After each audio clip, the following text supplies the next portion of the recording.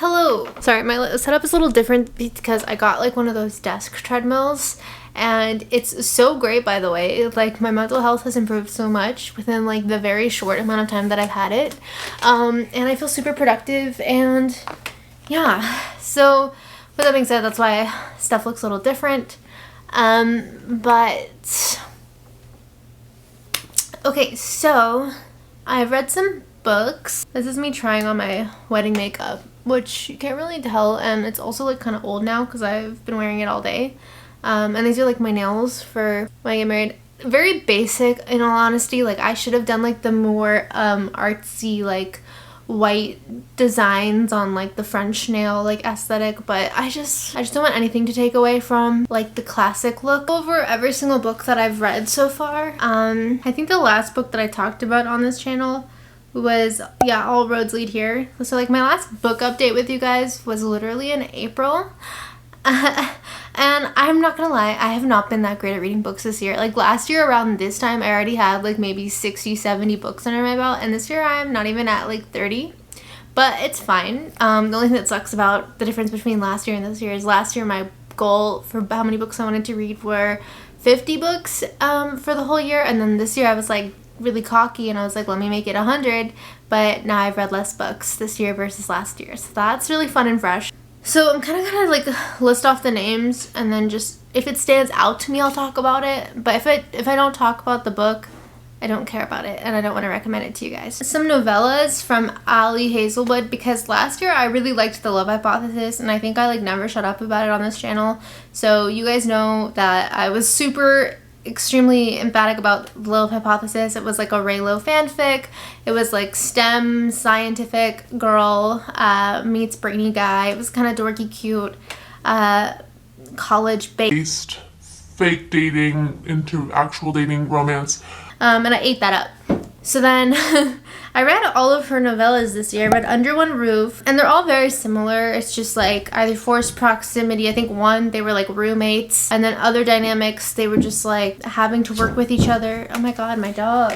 Or having to be around one another kind of thing. So I read Under One Roof, I read Stuck With You, I read Below Zero, and then I read the second actual book. It wasn't a novella, it was a novel, so it's like a bigger book, and it was Love on the Brain. Do you know when like you read something and you love it while you're reading it, but then you try to reread it because you thought it was so great, and then you try to reread it and then it's like not as good as you thought it was?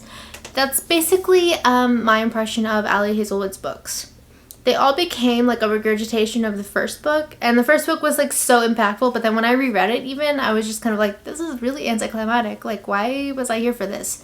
And this is not to say that I don't like the Hot Love Hypothesis anymore, or that I don't like Ali Hazelwood, but I do feel like a lot of the biggest complaints is, one, it's very standard cishet white heteronormative romances, everything, you know, which makes sense because the author herself is like a white person, you know, those kinds of things. But then also like there's not a lot of inclusivity.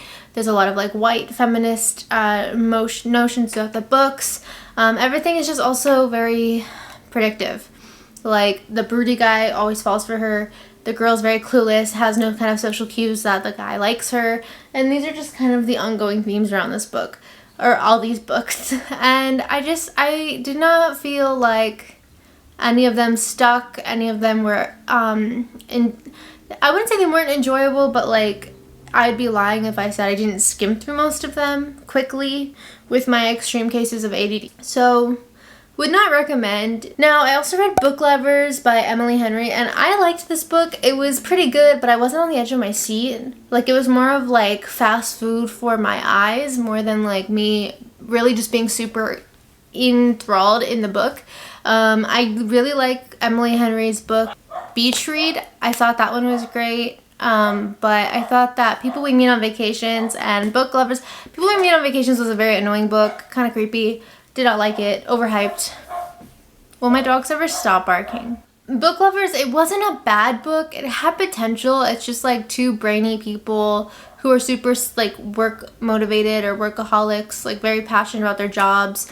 Very broody. Both of them are sarcastic. Wasn't a bad vibe or bad setup. Like, if you read Beach Read, it's kind of similar premises of like Grumpy Sunshine, except I feel like it's more grumpy.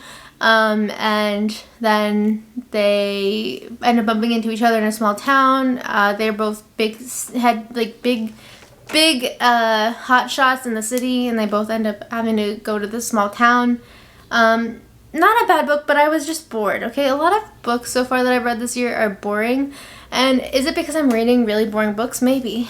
It wasn't bad. I did rate it like, actually I rated it 5 stars, but I wasn't like, I didn't need to read it. Like if someone took the book away from me in the middle of it, I would probably still be okay.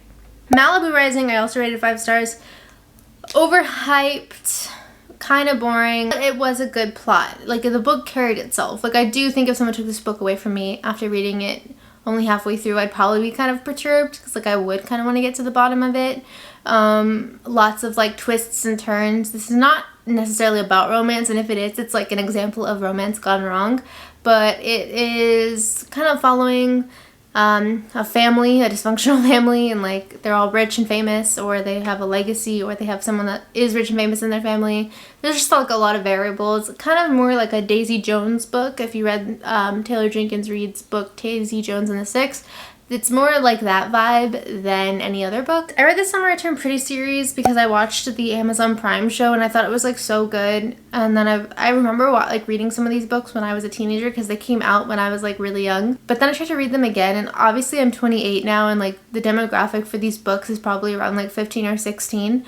But all you need to know is I tried to read it and then I like couldn't get through it. I did like skim, but I don't know if it's just like my ADD has just been extremely bad this year, but nothing has really been like, oh my god, you have to read this. Well, maybe like one book I've read recently, but we'll get to that.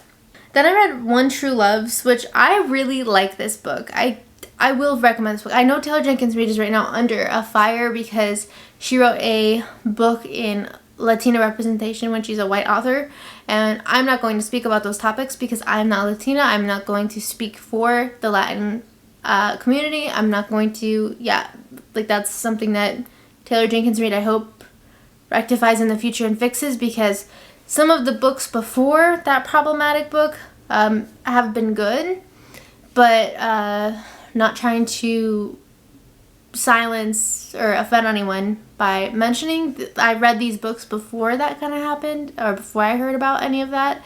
So but One True Loves is about a girl, and she just got married, and then her husband like goes on this trip and then disappears for years, and everyone thinks he's dead, and then she meets someone else and she ends up falling in love, and then the husband who everyone thought was dead comes back, and she basically has to choose.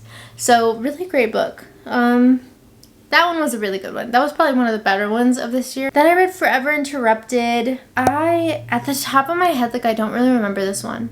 Forever Interrupted, I think it's like, let me read the premise. Oh, I think it's like her boyfriend or something goes out into or maybe they got married, I don't remember.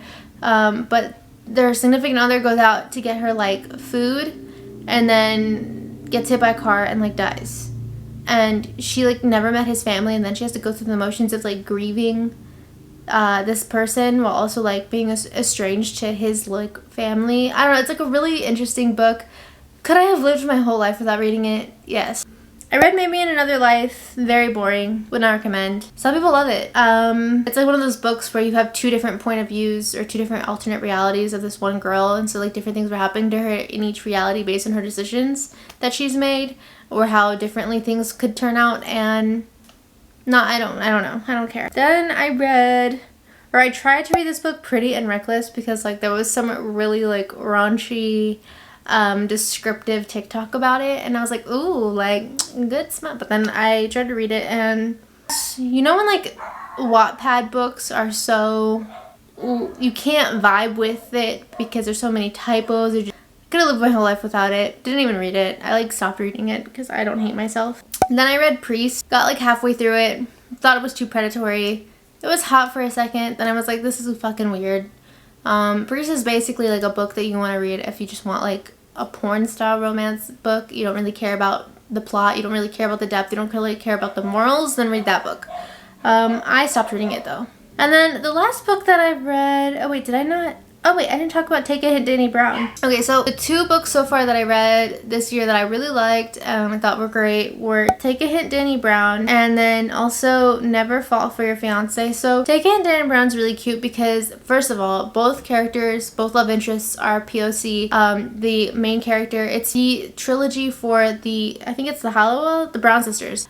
So Danny Brown is like this cynic, witchy girl. She like doesn't believe in love, doesn't believe in romance, and she's like in college, and then she meets this guy who's like super into romance. I think he's Pakistani and she's a black woman, he's Pakistani, and anyway, so like he's a hopeless romantic, he reads romance fun, she's like a cynic, so she's the grumpy, he's the sunshine. And long story short, like he helps her out of this building issue. There's some kind of like incident that occurred in the building and he like saves the day, and like some clip of like him helping her goes viral, and so like they end up fake dating for some reason. I don't remember why, but I'm sure I'm explaining it bad. Anyways, it's just really cute because obviously you never get the representation of, well, representation period, but then you also never get the representation of like the guy being the sunshine one. And I love the books where the girl's the grumpy and the guy's the sunshine because I just feel like it's more realistic. I feel like girls that are just like yippee-ki-yay like all day and like the guy is just like brooding, like that's so unrealistic. I don't know, I just don't think girls are like that, and I think people who write about girls like that just don't know girls. But yeah, so anyways, that was a really great book, really cute, 10 out of 10, one of the better ones of this year. And then the last one that I read, this is not like the most mind-blowing period piece romance that I've ever read. There's quite a few, and I think like actually my 2 favorite period piece romances, one is like a really random one and one is like from Wattpad, like a book on Wattpad. But anyways, long story short, this is about this guy who like makes up this girl that doesn't exist because he has a pushy mom who wants to like force him into getting married. He's like a duke or something. This is very like Bridgerton vibes, like that kind of period. And ends up meeting this girl and basically pays her to do a fake dating trope to pretend they're engaged so his mom can like ward her or get off of his back. And then she has these 2 little sisters, and so like they all go to stay with him, and then they're all like keeping up appearances. And I like the lead character because the girl is kind of like Jane Austen-y, Pride and Prejudice-y. Like she doesn't put up with shit, she's really intelligent, she's not just a pretty face. And so like, you know, it's not that I don't empathize with like those characters where the girls are very like doe-eyed and like passive, but I just think maybe like because I'm 28, like maybe when I was a teenager I really liked that more because I was maybe more doe-eyed and passive. But I just feel like if a guy's like pulling some bullshit, like I want to see the girl like tell him off or call him out, or even just any love interest. Like if someone's pulling bullshit, I want to see the other person like call them out. Like that's more realistic to me. So anyways, we got their fake dating trope ends up being a real dating trope. Don't want to give too much away, but